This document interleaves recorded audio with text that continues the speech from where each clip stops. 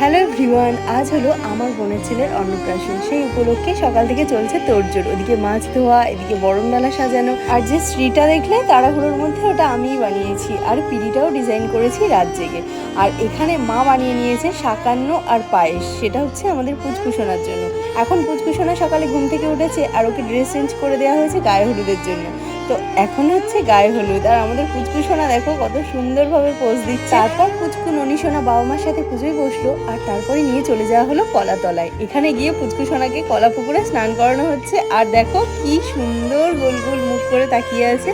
তারপর আমরা পুচকুসোনাকে স্নান টান করিয়ে দিলাম। এখন পুচকু ননিসোনাকে বরণ করে নিচ্ছি, আর তারপরেই পুচকুসোনাকে পরিয়ে দেওয়া হয়েছে পাঞ্জাবি। আর সেই পাঞ্জাবিটা পরে পুচকুসোনা মামার কোলে বসে এখন ভাত খাচ্ছে। আর এটাই ছিল পুচকুসোনার খাবার আজকের। আর আমাদের দুপুরের মেনুতে ছিল টক ডাল, পাঁচমিশালি সবজি দিয়ে মাছের মাথা, আর ছিল আলু দিয়ে মাছের ঝোল। And do subscribe for next part. By.